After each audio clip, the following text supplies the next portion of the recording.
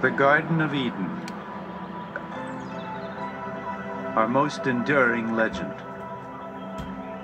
A story found in one great civilization after another.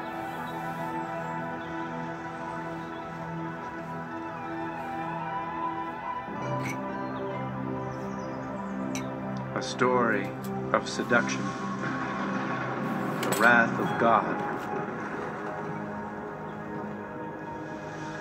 and paradise lost.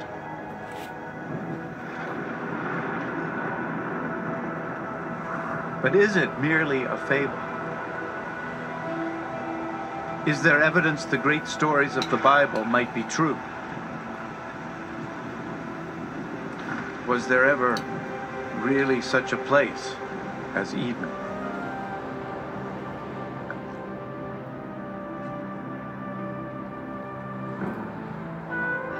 Today, the search for the Garden of Eden leads us to a dry and desolate land, to a place called Mesopotamia.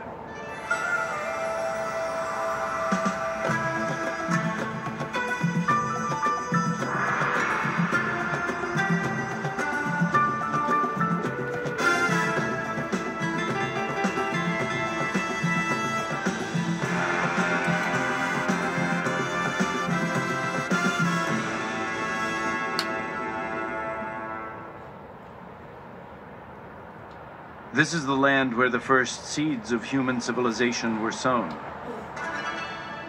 And it was here that three of the greatest civilizations of the ancient world flourished: Babylon, Assyria, and Sumer. Among their ruins, the faithful have long sought answers to the Bible's most profound mysteries, while archaeologists scoured these lands for the historical foundations of belief. Our quest for Eden is a journey back in time. First to Babylon, the last of these lost civilizations. Then further into the past to the Assyrians, fierce masters of the art of war.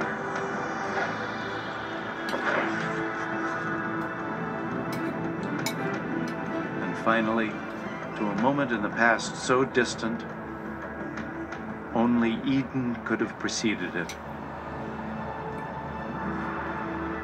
To Sumer and the creation of civilization itself. The great arc of the Fertile Crescent. Over the course of more than 6,000 years, this rich land, cradled between the Tigris and Euphrates rivers, gave birth to the first great civilizations. The Greeks called it Mesopotamia. We call it Iraq. By peeling back the layers of history here, we can trace the origins of our oldest stories and travel back to the deepest roots of faith.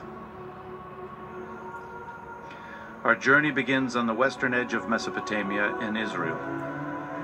A chance discovery in 1947 would rivet the world's attention to archaeology and to the Bible. Two Bedouin shepherds are moving a herd of goats along the cliffs of Qumrun, a few miles east of Jerusalem. In the sun-baked desert, they notice a small cave obscured by a rocky slope. Curious, one begins to climb. It's not uncommon for ancient and valuable artifacts to be found along these bluffs.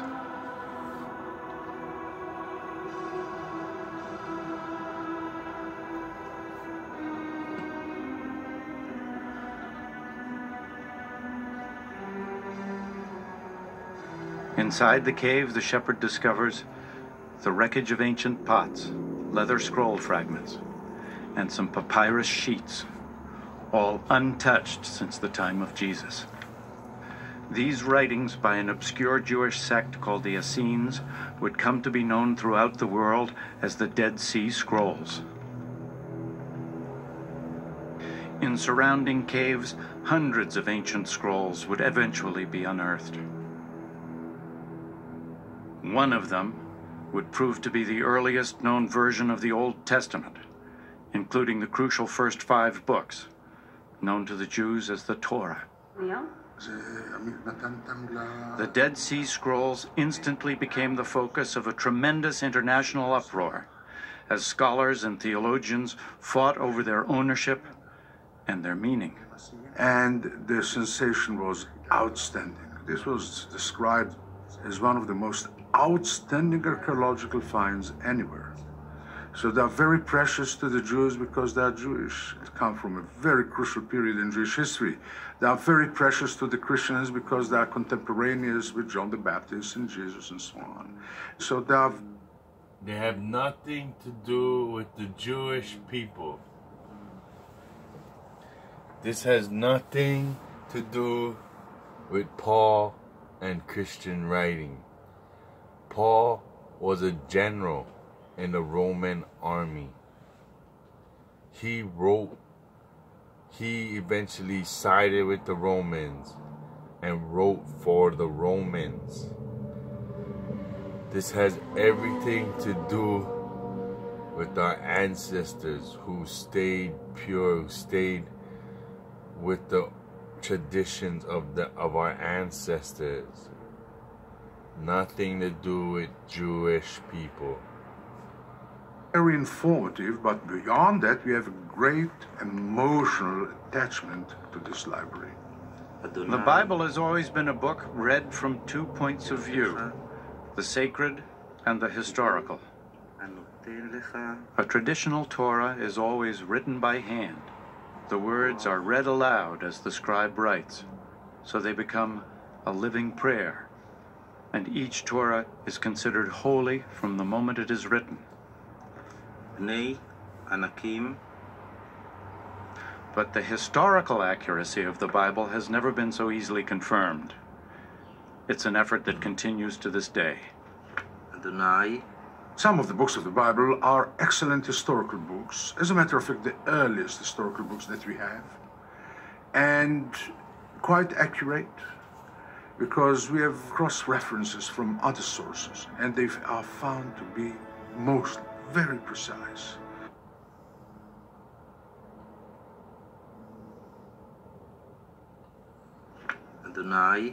Some of the books of the Bible are excellent historical books. As a matter of fact, the earliest historical books that we have. And quite accurate, because we have cross-references from other sources, and they are found to be most very precise. So they are very important. The discovery of the Dead Sea Scrolls was the most famous event in biblical archaeology, but it was by no means the first. The urge to explore biblical history has a venerable tradition. It's a search that began in the Holy Land, but would lead to Mesopotamia. Throughout history, crusaders, mystics, and believers have been drawn to sites where the great Bible stories took place. But with the arrival of the 19th century, a new kind of pilgrim sought to fortify their belief in the Bible through the infant science of archaeology. Surely, there could be no greater confirmation of their faith than to prove that biblical history was true. The first aim of the biblical archaeologists was to locate sites mentioned prominently in the biblical narratives and to see if any illustration of those tales could be found. To use the ancient pottery, the ancient city walls, the ancient weapons as illustrations of biblical stories that all of them had been taught from their childhood. Fueled by the excitement of early finds, scholars from all over the world raced to stake out claims in a kind of biblical gold rush. On the wrong side of the world, baby. Competing British, German, and French archaeologists descended on the Holy Land. Teams of theological detectives digging for both God and country. Wonder why they never find them. It's not the neighbor of the world. The prestige of each of the European nations in the Holy Land was measured by the kind of biblical discoveries that they were uncovering, and one of the most intense diplomatic and political battles that occurred in the history of biblical archaeology was the discovery of the famous Moabite stone. In 1868, deep in the land of Moab, Bedouins of the Bani Hammada tribe stumbled onto a mysterious stone tablet buried in the desert. The tribesmen were no strangers to the antiquities of the area or to their value to Europeans. The first Westerner to hear of the curious black stone was the Reverend Frederick Augustus Klein. He immediately set off through the bandit-infested wasteland, accompanied only by a few Bedouin guides. Klein was a missionary, not an archaeologist. When he first saw the peculiar basalt carving, he felt a rush of excitement, suspecting the black tablet might confirm his deepest held beliefs.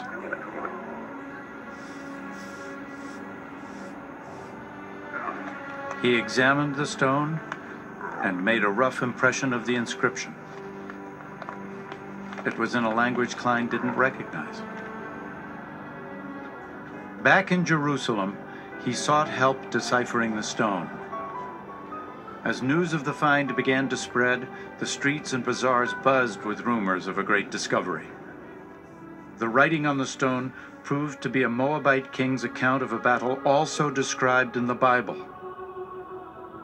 For the first time ever, here was written confirmation, etched in stone, of a story from the Bible, two sources for the same event. For the faithful, it was the proof they'd been looking for, concrete evidence of the Bible's historical accuracy. Many sought to buy the stone, but the Bedouins had reason to be wary. In the past, they'd been cheated, even robbed by European treasure hunters. Assuming that anything so highly prized by Europeans must contain gold, they dumped the stone into a fire in an attempt to break it apart. As fire heated the stone, they poured water over it, again and again, until finally it exploded. They found no gold, and the stone was destroyed. The first archaeological confirmation of a Bible story. Was that really what happened? Seriously? Do you really believe that's what happened to the Moabite stone that confirms the Bible and the story in the Bible?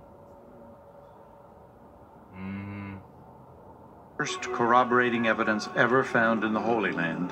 They were so stupid they didn't know that there was no gold in there, that it was just a tablet, and they broke it. Was shattered. The loss of the stone was devastating, but it didn't end the biblical treasure hunt. And it's not like they don't have it. They made copies of it before it was destroyed. It's just we don't know what it is. We don't have access to it. So they can orchestrate whatever history they want. Now that the Bible itself was verified as history, it pointed the way even further into the past, back more than 2,500 years ago, to a great empire ruled from Babylon, to the very moment the Bible itself was born. The year is 586 BC. The armies of Nebuchadnezzar, king of Babylon, descend on Jerusalem with the wrath of an angry God. It is almost 6 centuries before the birth of Christ. The Romans have not yet even dreamed of empire. It is a dark chapter in the history of the Jews, while Babylon's fierce star is rising. The Bible describes the Babylonian attack. Homes are pillaged, King Solomon's temple is set ablaze and utterly destroyed. 10,000 Israelite captives, princes, soldiers, artisans, and scribes, all are led to Babylon in chains. The Israelites crossed more than 500 miles of desert, following ancient trade routes across modern-day Jordan, Syria, and Iraq to Babylon. In Psalms 137, the Israelites lament, "By the rivers of Babylon there we sat down and wept when we remembered Zion. How shall we sing the Lord's song in a foreign land?" Broken and...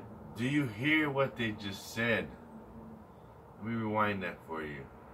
Exhausted. Oh, Psalms 137. If you guys have your books, bring out your books.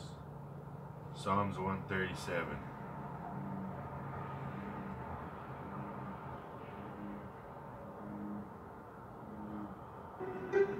In Psalms 137, the Israelites lament, "By the rivers of Babylon there we sat down and wept." Aren't we like this? Don't we behave like this? Aren't we sad when we're not in our land? We're not home, in the comforts of our home? Aren't we sad? We lament. When we remembered Zion. Oh Zion, I remember you. Oh, how I miss thee. How shall we sing the Lord's song in a foreign land? How should we sing the Lord's song in a distant foreign land? Why? Because America is the promised land, and they had been taken to Babylon at this time in Mesopotamia. Broken and exhausted, the Israelites entered Babylon in awe of its scope and frenzy. Torn from the modest city of Jerusalem, they beheld the majestic capital. So we came from a place where there was not very many idols and worship of images to a place of grandeur, of everything about idols and images, to like when we go to Vegas in New York today, how we react when we go there, how we're left in an awe. This is what happened when we went to Babylon. We were like, whoa, Vegas. Of the ancient world. Giant statues, elephants.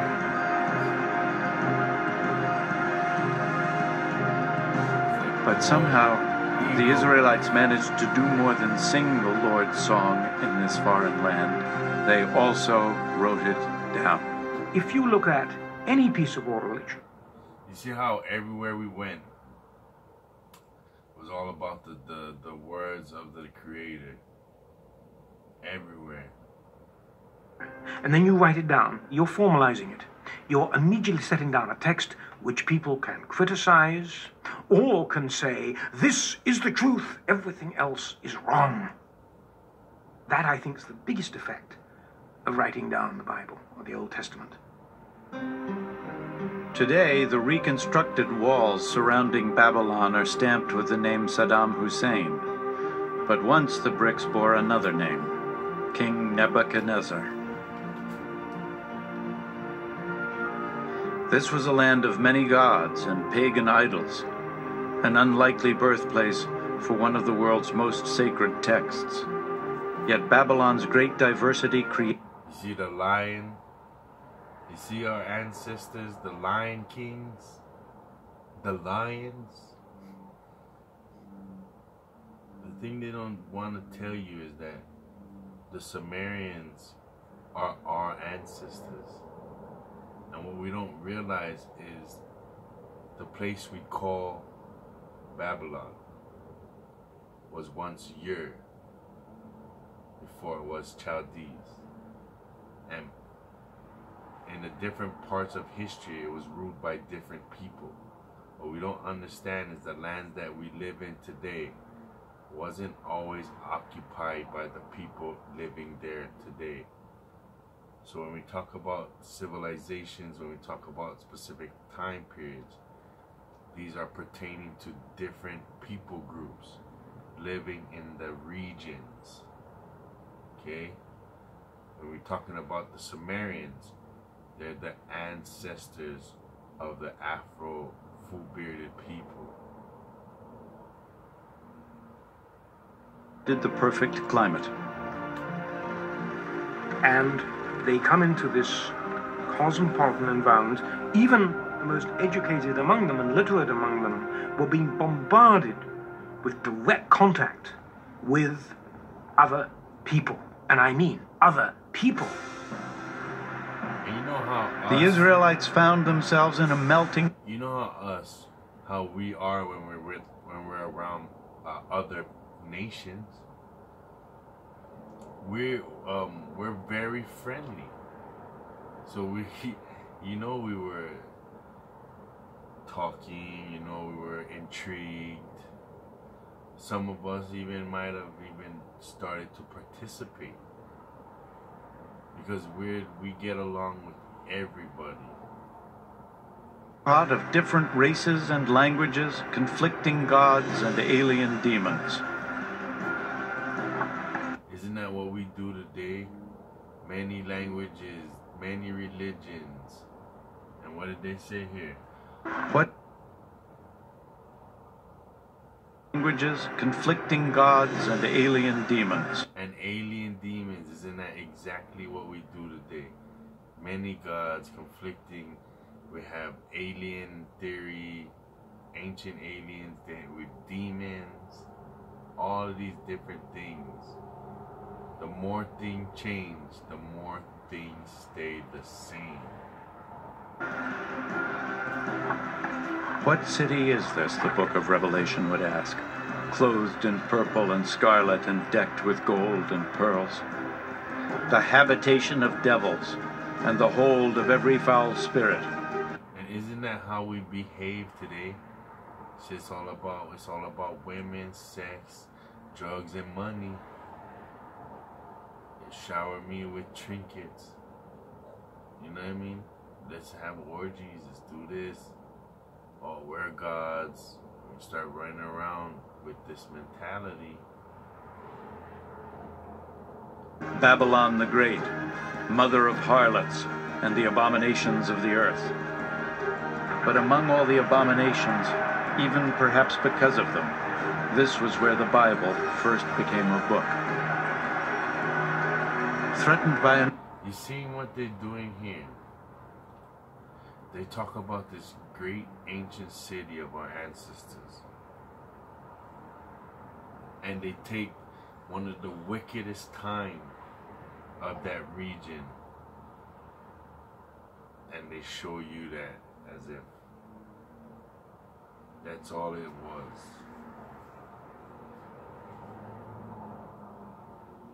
What we gotta realize is that specific times, specific people were ruling, and at times where we think we rule, actually other people groups are already living there and ruling.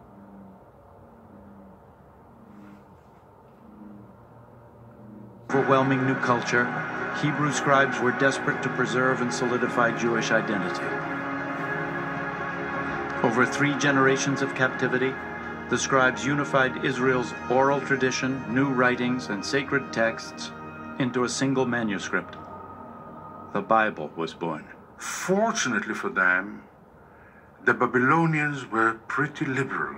They allowed them to keep their own culture, their own religion, to study their own books.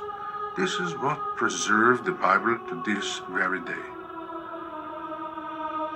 But as the books of the Bible came together over the long years of exile, Babylonian culture would profoundly influence the work of the Israelite scribes. These were very literate people, I suspect, many of the people who went into exile. And scribes talked to scribes, and I'm sure that was how a lot of information was transmitted. And the exchange of ideas and knowledge must have been I would use the word devastating. It must have been mind-blowing. Just like today, all of us YouTube artists, personalities, right? Aren't we creating a dialogue that is not like the mainstream of all these different ideas of what history was, bringing out truth, artifacts, books? Isn't this like that time where we write pen to paper the stories of our ancestors? The Bible would eventually reflect stories and traditions from Babylon and even earlier Mesopotamian civilizations. Babylon and earlier Mesopotamian civilizations, meaning your ancestors. Remember, Abraham was from from Mesopotamia. All your ancestors are from Mesopotamia. Or a good amount of your ancestors are from Mesopotamia. The Israelites couldn't easily ignore Babylon's thriving culture and great monuments. Its temples were among the largest structures in the ancient world. Big public buildings, the ceremonial walkway, the palace of Nebuchadnezzar with its legendary hanging gardens, palm trees, the river. If you had walked through the Ishtar Gate, you would have felt dwarfed. And this was deliberate. You were in the presence of something powerful. But on all sides of it was the city, the people, the commoners, narrow, winding alleyways, rows and rows of small stores, donkeys braying, crowds of people walking, small, closely knit quarters teeming with life.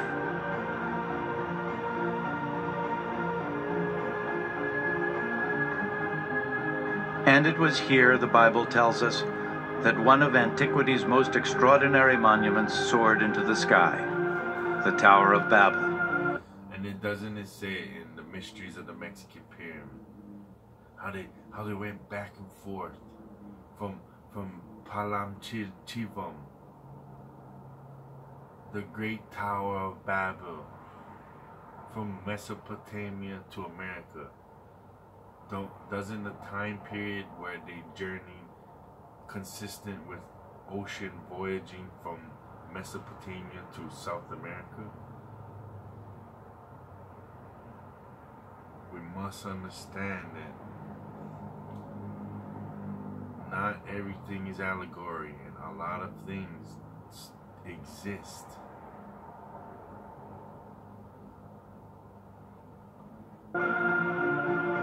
For ages, adventurers and pilgrims hoped that finding the famous tower would prove the truth of Bible stories.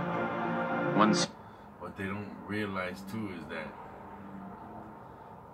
where the tower would be today is underwater, and many researchers have put a lot of information into this, where this tower is in Mesopotamia is underwater, like a lot of the Polynesian, oceanic cities, like off of Japan, off of a lot of our islands. You gotta understand, Mauna Kea is the tallest mountain in the world, but much of this mountain is underwater because the continent that this land sits on are underwater, where at one point they weren't. You must understand that this Tower of Babel is in Mesopotamia, inside of the ocean.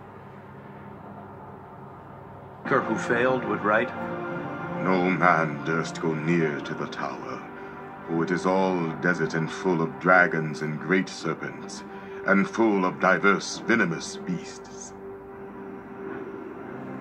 Medieval travelers claimed they had found the tower. this spiral minaret still standing in northern Iraq.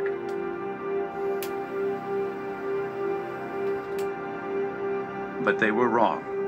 This tower was built 1,500 years too late and far from the walls of Babylon. Perhaps the most intriguing possibility was posed by Robert Koldewey, a German archaeologist. In the early 1900s, he discovered a rectangular ditch with only a few ancient bricks remaining. Many experts believe Koldewey had found all that survives of the famous tower. Babylon's great monuments made a strong impression on the biblical scribes. But her most enduring legacy, surviving to this day, is a Babylonian innovation far more impressive still: the rule of law. Babylon was the first civilization on Earth to have a written legal code. You gotta understand, we're all about laws. What do we know about the Hawaiian people? Everything was about law. We had a kapu system, which meant not everything was for you, and there was a law that needed to be followed, to where women and men could not even eat together. What do we know about the Mayans? That everything was about law, to where you could even lose your life because of the law, and it was strict. But it created a high civilization where you excelled. It was all about law. That's what's important to you. Is a Babylonian innovation far more impressive still: the rule of law. Babylon was the first civilization on Earth to have a written legal code. The original carved stone is an astonishing relic. Lost for hundreds of years, it would emerge in the late 19th century, a stone engraved with one of the most important legal documents of all time. 1,200 years before the Israelites were taken captive, a Babylonian king had this stone carved with the laws that bear his name, Hammurabi's Code. And this is the laws of Hammurabi. That's why when you're pushed towards Egypt, and you're educated to believe that Egypt is something ancient, when everything that made Egypt came from your ancestors. And the laws of Hammurabi is evidence to